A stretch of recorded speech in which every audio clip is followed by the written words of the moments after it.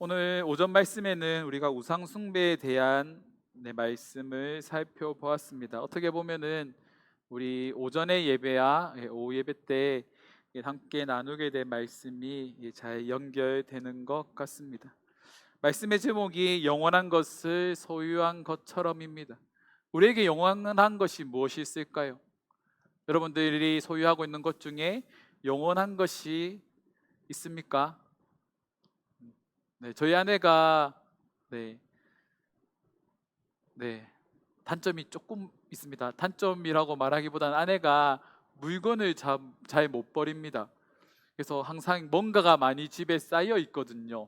저희 집에 한 번도 안 와보셨겠지만 책이 막 방에 두 방에 한가득 있고 장난감도 한가득 있고 아무튼 뭐든지 다 한가득입니다. 그래서 제가 이거 좀 버리자 하고 만드는 이거는 버리면 안 된답니다.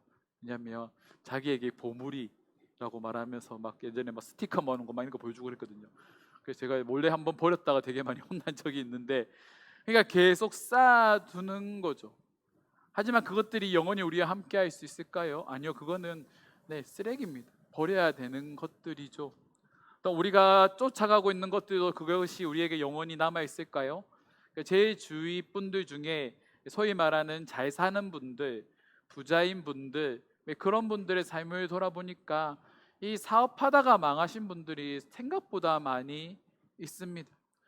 뭐 많은 것들을 소유하고 있을 때, 뭐 사업이 잘 될 때는 자기들이 망할 거라 생각했을까요? 아니요, 생각 안 합니다. 우리도 그렇잖아요. 우리가 잘 나가고 있는데, 우리가 잘 나가고 있는 그 상황에 내가 망할 거라 생각하는가요? 절대로 하지 않습니다. 최근에 이제 개척을 한 목사님들 이렇게 만나서 또한 이렇게 얘기를 나눕니다. 그래서 항상 처음에 되게 부푼 마음으로 그런 말씀을 하시거든요.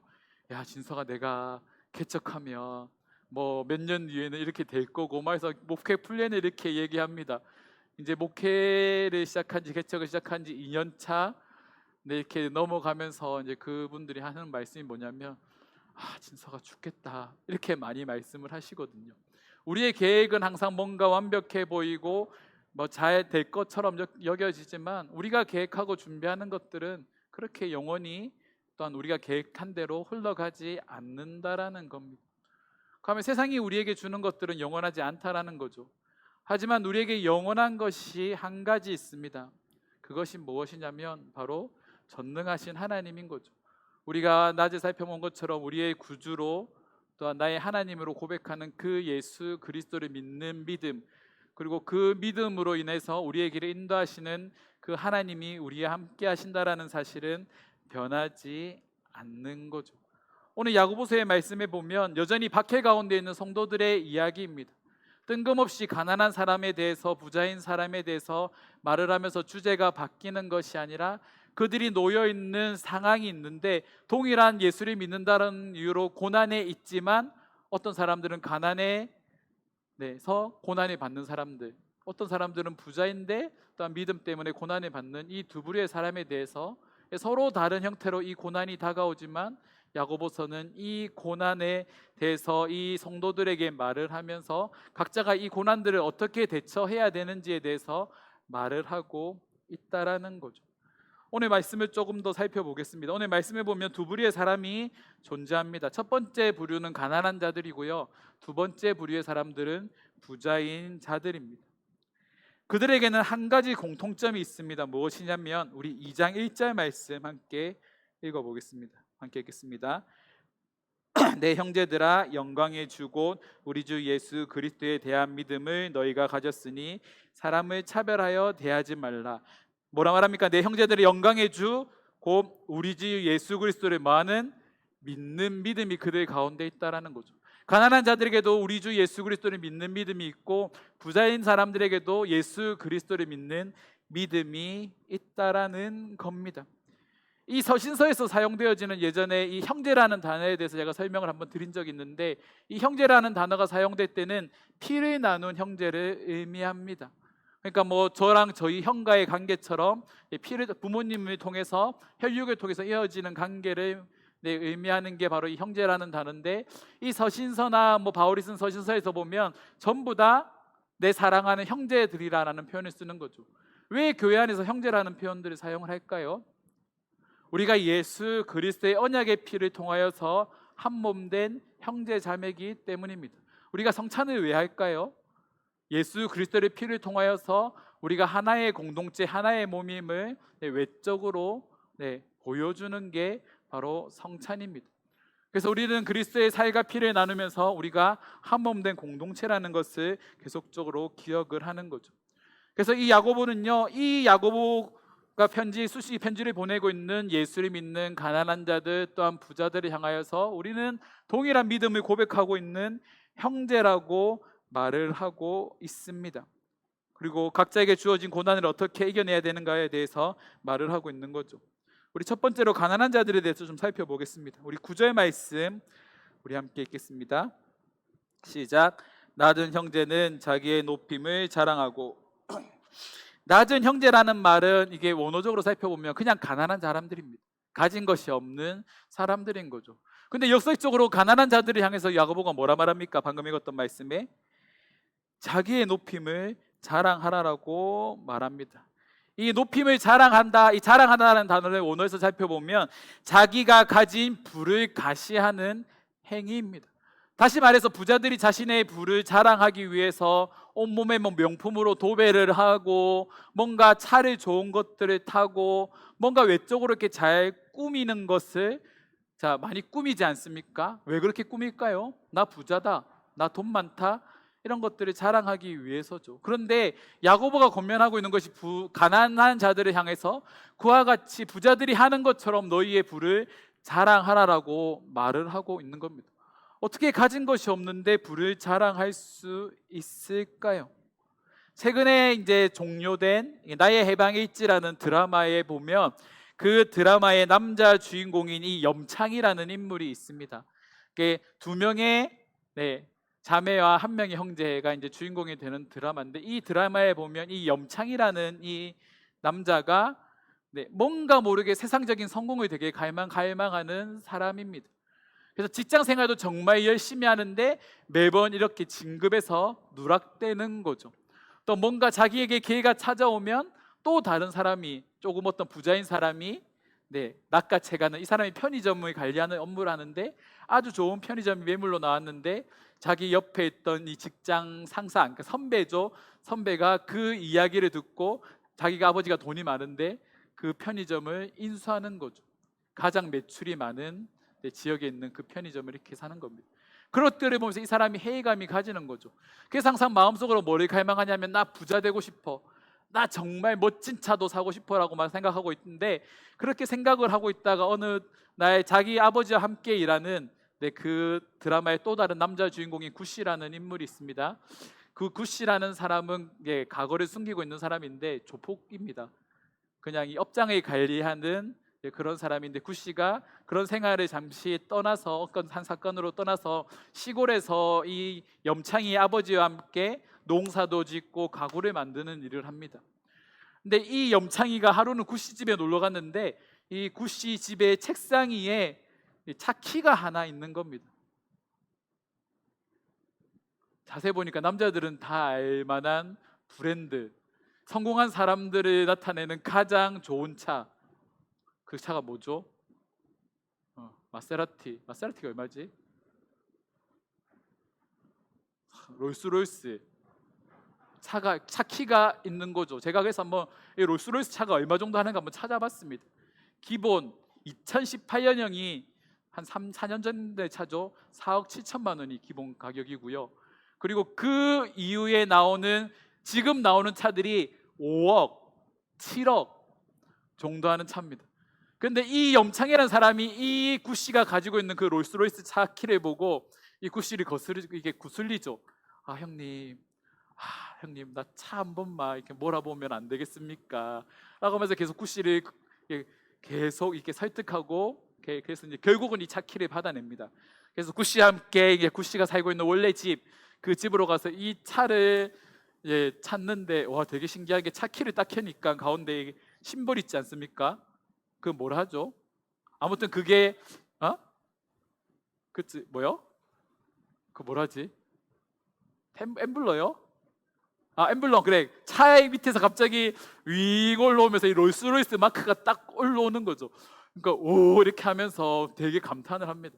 그래서 이 구씨가 차를 줘서 이 롤스로이스를 매번 몰고 다닙니다. 그러니까 이 롤스로이스를 몰고 다니니까 사람들의 관심을 받는 거죠.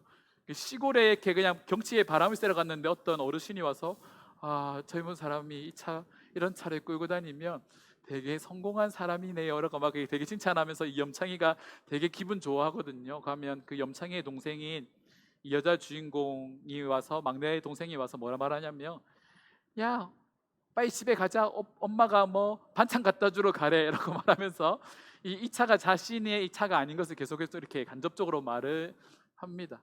그래서 할 수 없이 그때는 염창이도 이건 자기 차 아니라고 빌린 차라고 말을 하고요. 심지어 직장에 이게 차를 끌고 갔는데 직장 상사가 야, 이 차를 타면서 내가 살아생전에 이런 차를 타볼 줄이라면서 막 감탄을 하는 거죠. 그래서 며칠 이렇게 차를 몰고 다니는데 하루는 이 차를 그냥 길거리에 이렇게 주차를 했습니다. 주차를 해놨는데 어떤 사람이 이 차의 후면을 뒷범퍼를 끌고 간 거죠. 최소한의 수리 비용이 수천만 원이 나오는 을 지불해야 되는 그런 아주 어마어마한 사건이 일어나게 됩니다. 만약에 여러분들이 이게 내 차라고 한다면 내가 그 차를 끌고 다닐 수 있는 능력이 있고 내가 그 차가 고장이 나거나 이게 사고 났을 때 수리할 수 있을 능력이 있을 정도로 내가 재력을 가지고 있다면 그 차의 뒷범퍼가 끌힌 거로 인해서 여러분들이 뭐 절망하거나 막 그렇게 모든 것들을 다 잃은 사람처럼 행동하시겠습니까? 뭐 보험이 있으면 보험으로 처리하면 되는 거고 내가 재력 있으면 그걸 돈으로 지불하면 되는 겁니다. 그런데 왜 염려할까요? 그것을 감당할 수 없기 때문에 그 차가 내 차가 아니기 때문입니다. 내가 나의 것이 아닌 것을 가지고 내가 내가 마치 부자인 것처럼 자랑했지만 결국은 그 사람의 치부가 그런 사건을 만나게 되면 다 드러나게 되는 거죠.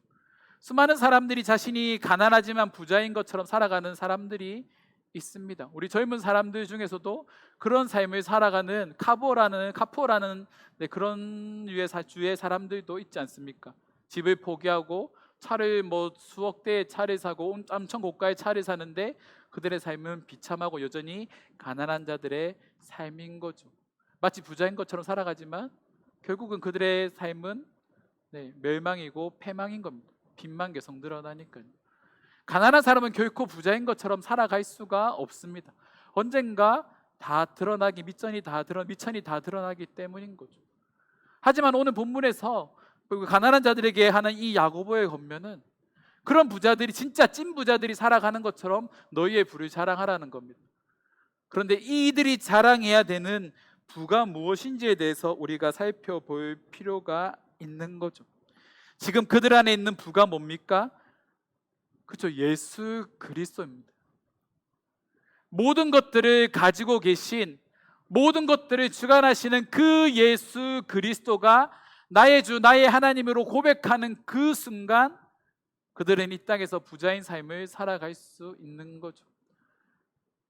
어쩌면 이 땅에서 그런 정말 우리가 원하는 물리적인 부자의 삶을 살아가지 못하더라고 하더라도 우리가 하나님 편에 가게 되었을 때 그들은 정말 부자인 척이 아니라 부자처럼 모든 것을 다 누리는 사람처럼 살아갈 수 있다라고 야고보는 권면을 하고 있는 겁니다.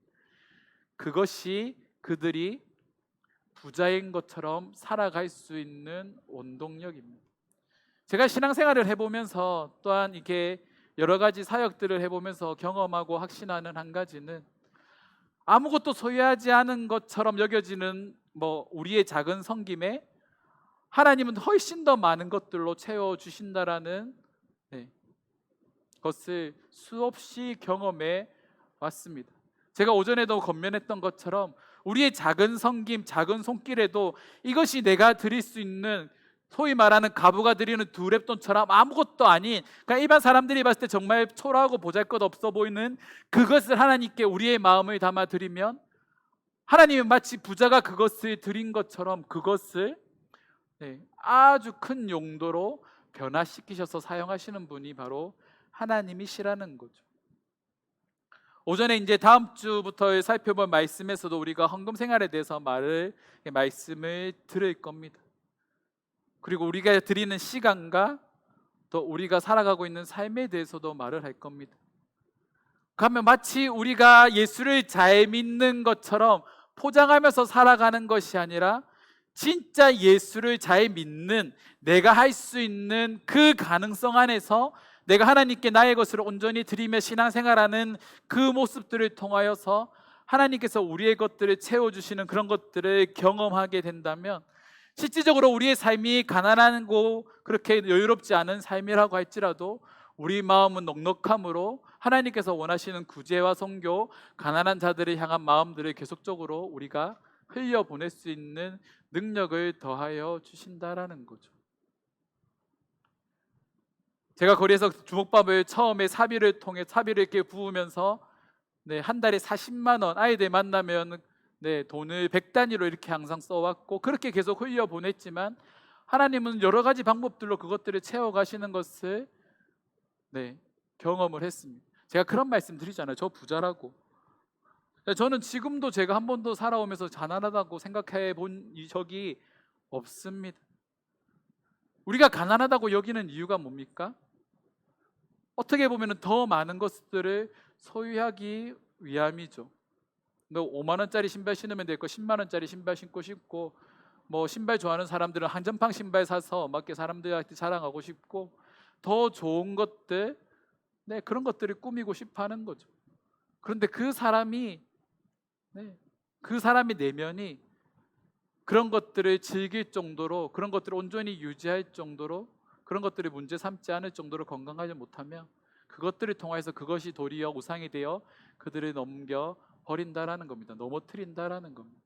그래서 어떻게 보면 우리가 그런 것들을 가지지 않는 것이 더 큰 축복일 수도 있습니다.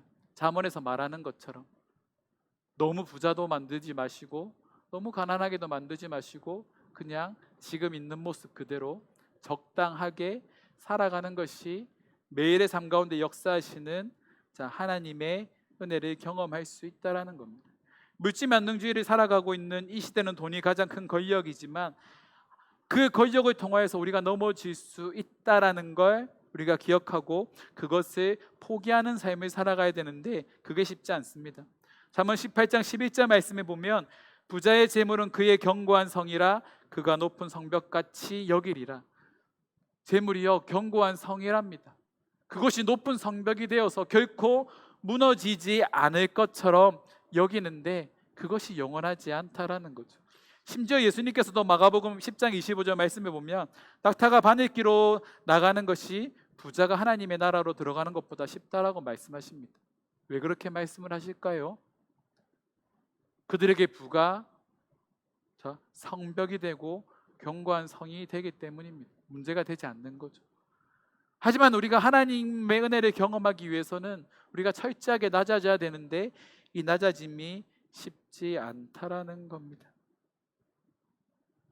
어쩌면 우리에게 가난한 삶, 조금은 고난 가운데 있는 삶이 우리에게 있어서 축복이 될 줄 믿습니다. 그것이 우리가 하나님을 의지하도록 끊임없이 만든다라는 거죠. 우리가 언제 기도합니까? 절망 가운데 있을 때. 편하면 기도하지 않습니다. 그 절망 때문에 우리가 하나님께 나아갈 수 있다면, 그 하나님을 소유하는 것으로 우리가 참된 부자인 삶을 살아갈 수 있다는 것. 외적인 부자가 아니라 영적인 부자가 되는 저와 여러분들이 되기를 주님의 이름으로 축원합니다. 일단 그 일에 우리가 지금도 우리의 마음을 온전히 하나님께 드려야 됩니다. 두 번째로 부자들에 대해서 한번 살펴봅시다. 부자에 대한 권면은 10절 말씀에 나와 있습니다. 우리 10절 함께 읽겠습니다. 부한 자는 자기의 낮아짐을 자랑할지니 이는 그가 풀의 꽃과 같이 지나감이라. 아멘. 부한 자, 말 그대로 재산이 많은 사람들입니다. 근데 이 재산이 많은 사람들에게 야고보가 뭐라 권면하는가요? 자기의 낮아짐을 자랑하랍니다. 스스로 자기가 낮은 자리로 가는 것이 그들에게 자랑거리가 되게 만들라고 말하는 거죠. 초대교회 당시에 부자들이 많이 있었습니다. 그 부자들이 어떤 일을 했을까요? 예수님의 말씀을 듣고 제자들의 말씀을 듣고 변화된 그들은요, 자신의 재산을 팔아서 정말로 스스로 가난한 자의 자리로 내려갔습니다. 그리고 그곳에서 가난한 자들을 섬기고 일단 그들을 위해 봉사하는 일에 최선을 다했습니다. 그리고 그 대표적인 인물이 우리가 잘 알고 있는 바나바입니다. 자신의 소유를 팔아서 가난한 사람들을 돕는 일에, 선교하는 일에 그 재정들을 사용한 거죠. 또한 이 바나바는 이 바울, 흠이 많던 사울이라고 불렸던 예수 믿는 사람들이 박해했던 이 사울을 하나님의 종으로 만들어가는데 가장 큰 역할을 한 사람입니다. 끊임없이 그의 말씀으로 권면하고 그를 케어하고, 주변 사람들이 사울에 대해서 부정적인 말을 할 때 이 바울이 스스로 자신이 이 사울에 대해서 증인이 되어서 아닙니다, 이 사람 변화되었습니다, 예수 만나고 나서 이 사람 새로운 사람이 되었습니다 라고 끊임없이 말하며 사울에 대해서 변호했던 인물이 바로 바나바라는 인물이죠. 이 낮아짐을 가장 잘 보여주는 것이 바로 바나바의 삶입니다. 야고보는 부자들을 향해서 그들이 가지고 있는 부가 마치 풀의 꽃과 같이 지나간다라고 말하죠. 꽃은 피면 꽃은 반드시 시들게 되어 있습니다. 영원하지 않은 거죠. 꽃이 피는 시기가 지나가면 시들어 버리는 겁니다. 하지만 우리는 이것들이 마치 완전한 것처럼, 영원한 것처럼 우리가 생각하며 살아가고 있다라는 거죠. 부자에게 현실적으로 이 재물이 걸림돌이 되고 그들의 믿음을 성장하지 못하도록, 믿음이 자라지도 못하도록 막는다고 한다면 그것이 도리어 우리에게 우상이 되어서 우리의 믿음을 완전히 무너뜨릴 수 있다는 것을 우리가 잊지 말아야 됩니다. 그래서 우리는 어쩌게 보면은 부자가 되는 것에 대해서 경계할 필요가 있는 거죠. 제 주위에 신학을 그만둔 동기들이 몇 명이 있습니다. 그 중에 모 친구는요, 사진 작가를 하고 있습니다. 사진 작가를 이렇게 하다 보니까 어느 순간 이게 사업이 잘 안 되다가 어느 한순간에 이 사진 일을 하는 게 터져버렸습니다. 그래서 사람들에도 이렇게 연락도 많이 오고 이렇게 이제 많이 알려지게 된 거죠. 많은 돈을 벌게 되었습니다. 그 돈을 벌고 난 이후에 이 친구가 뭐를 했을까요? 상식적으로 학부도 신학교, 대학원도 신학교 나왔고, 신대원 나왔고, 목사가 되기 바로 직전에 전향을 했습니다. 제일 먼저 좋은 차를 샀고요, 그 이후부터 음주 가무를 즐기기 시작을 했습니다. 저도 잠깐 두렵거든요. 내가 돈이 많아지면 과연 내가 어떻게 살까라는 그런 생각들을 되게 많이 합니다. 저는 쌓아두고 있지 못하는 성격이다 보니까 어떻게든 뭔가를 쓰고 있겠죠. 좋은 방향으로 쓰면 더 좋겠고, 안 좋은 방향으로 쓰면은 어떻게 되겠지만, 제가 만약에 100억이 저에게 주어진다면 여러분들에게 10억씩 주겠습니다. 정말입니다. 저는 여러분들 가게 다 차려줄 거고요. 제가 항상 말했지 않습니까? 저희 건물 하나 사면 1층은 너 가게, 여기 태권도, 체육관, 음악학원 다 뿌려주겠다고. 문제는 내가 부자가 안 되는 게 문제인 거죠. 저는 꼭 드리겠습니다. 믿음대로 될지어다. 네, 진짜 줄게요. 그런 날이 되게 꿈꾸고 있습니다. 오늘부터 로또를 좀 사야 되겠네. 악착까지. 증서도 이렇게 써주겠습니다. 이거는 제 아내가 상의 안 해도 될 문제겠죠. 기대를 안 하고 있기 때문에.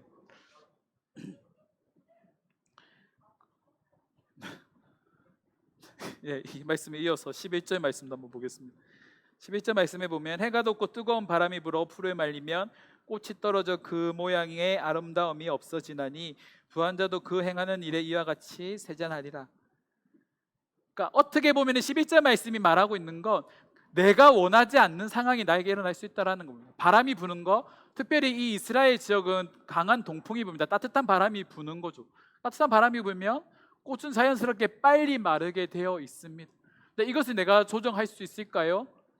요즘에는 우리가 농업 기술이 발달이 되어서 하우스에서 이제 농작물을 재배하다 보니까 이 계절에 상관없이 이렇게 과일이나 채소들을 우리가 얻을 수 있지만, 그렇게 하지 않고 온전히 자연에만 이 모든 것들을 맡겨야 되는 이 이스라엘과 같은 상황에서 바람 한번 잘못 불면, 성경에서 말하는 이른 비와 늦은 비가 정확하게 내려주지 않으면, 그리고 땅에 이슬이 맺혀지지 않으면 농작물은 엄청난 피해를 얻게 되는 겁니다. 그날의 해의 농사가 다 망하게 되는 거죠. 이처럼 우리가 이것들을 스스로 관리할 수 없다라는 걸 오늘 말씀에서 말을 하고 있는 겁니다. 뜨거운 바람이 불면 풀이 마르는 것처럼 부자들도 한순간 그 모든 것들을 잃을 수 있다는 것을 기억하고 살아가라는 거죠. 이들 가운데 놓여진 이 부자가들 가운데 놓여진 이 박해 가운데 이 자신들이 가지고 있는 이 부로 인하여서 이 박해를 쉽게 넘길 수 있습니다.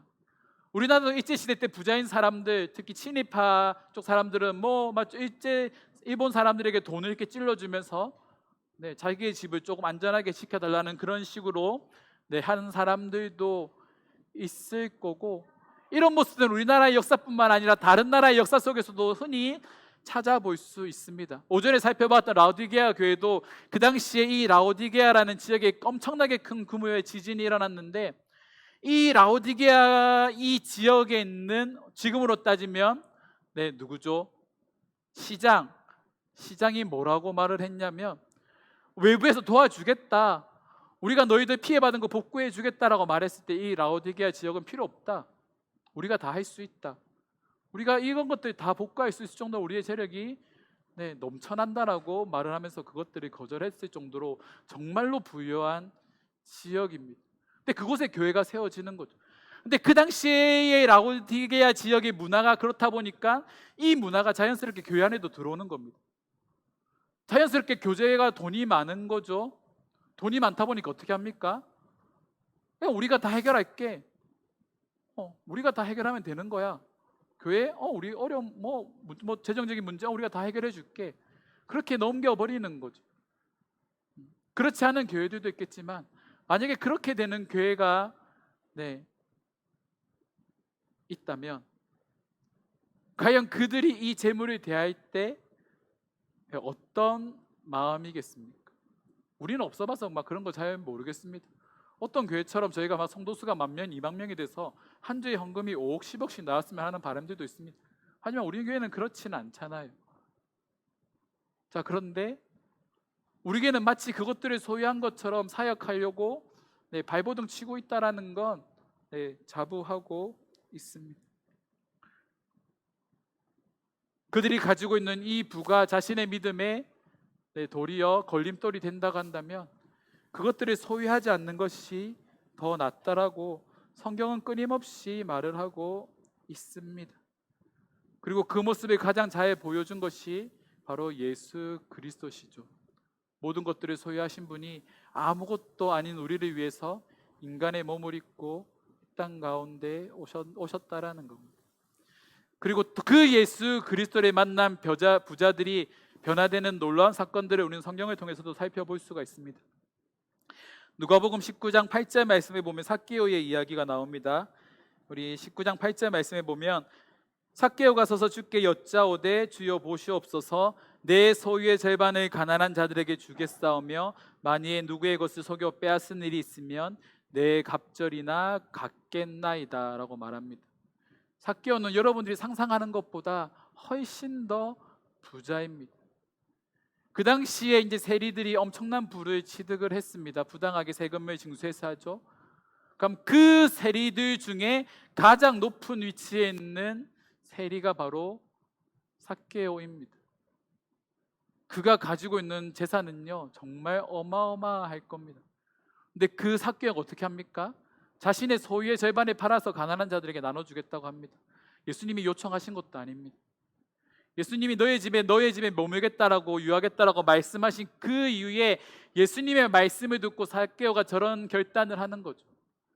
심지어 내가 남의 것을 토색한 적이 있다면 그것에 대해서 4배를 변상하겠다라고 말을 하고 있습니다. 100억을 소유한 사람이 50억을 팔고요. 이 삭개오가 이 세리를 하면서 얼마나 많은 사람들에게 부당하게 이렇게 세금을 걷어냈겠습니까? 그 말은 그것들을 다 변상하고 나면 어찌 보면 삭개오에게 남는 것이 많이 없다라는 거죠. 그런데 그걸 하겠다라고 삭개오가 고백하는 겁니다. 스스로 낮아지는 거죠. 왜요?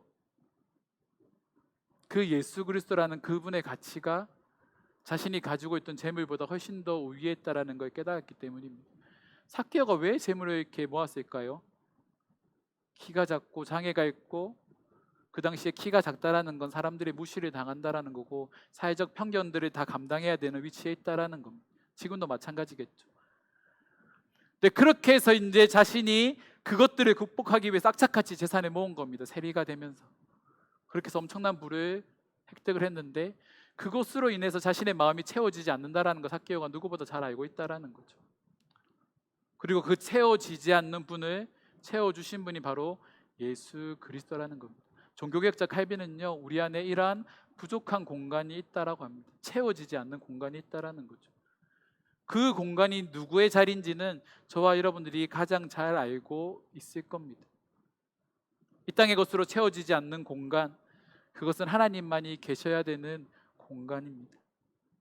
그 공간에 하나님이 내 자리에 앉는 순간, 그 공간에 하나님께서 앉아 계시는 순간 우리 안에 있는 모든 것들이 채워지기 시작하는 거죠. 그래서 이 부자인 삶도 포기할 수 있게 되는 겁니다. 뜻이 있는 사람은 그것들을 넘어설 수 있다라는 거죠. 소위 말하는 좋은 옷, 명품, 더 좋은 집, 더 좋은 차 타고 싶죠. 하지만 그것이 하나님께 걸림돌이 된다면, 우리의 믿음에 걸림돌이 된다면 그것이 없는 것이 우리에게 더 낫다라는 겁니다. 그것들을 포기하고 우리의 전부 되신 예수 그리스도를 끝까지 고백할 수 있는 지금의 상태로 남아있는 것이 우리에게 더 큰 복이라는 사실입니다. 그 복을 저와 여러분들이 누렸으면 좋겠습니다.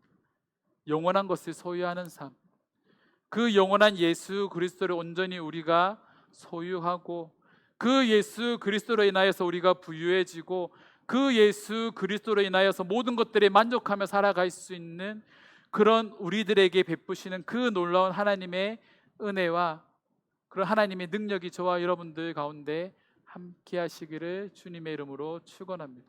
말씀을 마무리하겠습니다. 우리가 정말 좋아하는 말씀이 있죠. 아무것도 염려하지 말고 다만 모든 일에 뭐로? 기도와 간구로 너희 구할 것을 감사함으로 하나님께 아뢰라라고 빌립보서 4장에서 그렇게 말을 하고 있습니다. 아무것도 염려하지 말고 다만 모든 일에 기도와 간구로.